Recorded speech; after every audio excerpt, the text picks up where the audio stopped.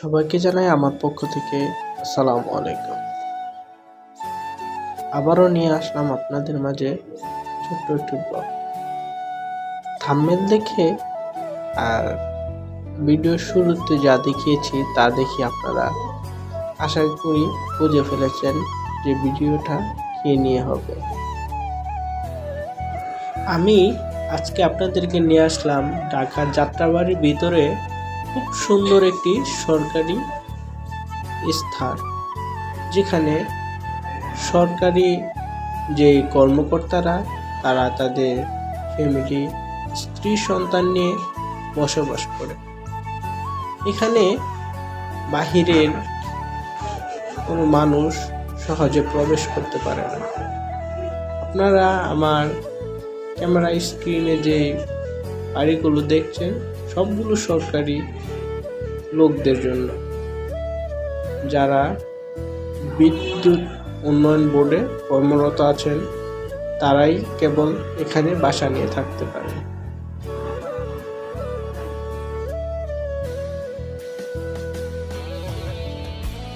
তাদের জন্য রয়েছে সুরক্ষিত ব্যবস্থা, যেমন 24 ঘন্টা আইনি ব্যবস্থা এবং পুরো এরিয়াটা সিসি ক্যামেরা দ্বারা নিয়োজিত।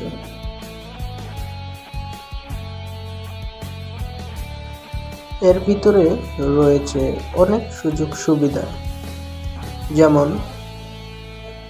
ভিতরে নির্দিষ্টভাবে স্কুল করে দেওয়া হয়েছে, তারপর নির্দিষ্টভাবে মসজিদ করে দেওয়া হয়েছে। আমরা এখন যেটা দেখতে পাচ্ছি এটা হচ্ছে স্কুলের ছাত্রছাত্রীদের জন্য খেলার স্থান। এখানে ছোট ছোট বাচ্চারা খেলাধুলা করে।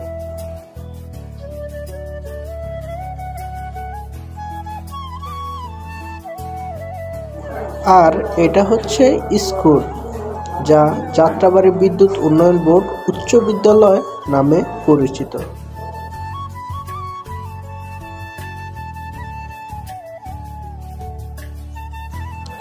সত্যি সরকার সরকারি কর্মকর্তাদের ভালো রাখার জন্য যা যা প্রয়োজন সবকিছুই এর ভিতরে রয়েছে।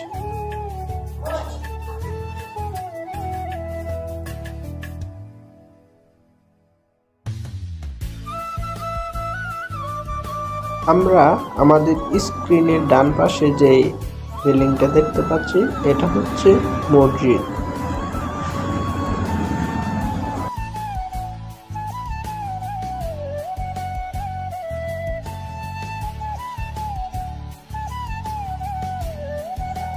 সত্যি মসজিদটা দেখতে ছিল বেশ বড়সড় এবং খুবই সুন্দর, যেটা দেখার জন্য আমরা এতক্ষণ ধৈর্য ধরে বসেছিলাম। এটা হচ্ছে এই সেনাবাহিনীর ক্যাম্প।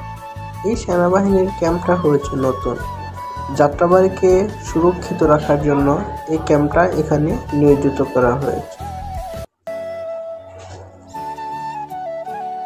এখানে আশেপাশে যতগুলো গাড়ি দেখতেছি আমরা সবগুলো হচ্ছে বাংলাদেশ সেনাবাহিনী।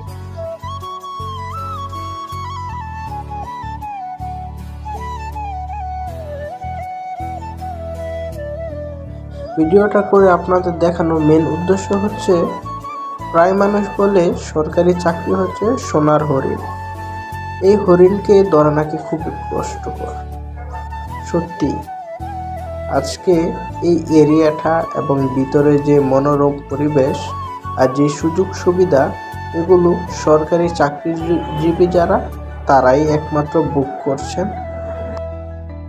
আপনার যদি শিক্ষাগত যোগ্যতা এবং বয়স থাকে তাহলে অবশ্যই চেষ্টা করে লেগে থাকুন, ইনশাল্লাহ একদিন অবশ্যই আপনারও হবে। আজকের মতো এতটুকুই, আবার দেখা হবে ইনশাল্লাহ পরের ভিডিওতে। দোয়া করবেন আমার জন্য। আল্লাহ হাফেজ।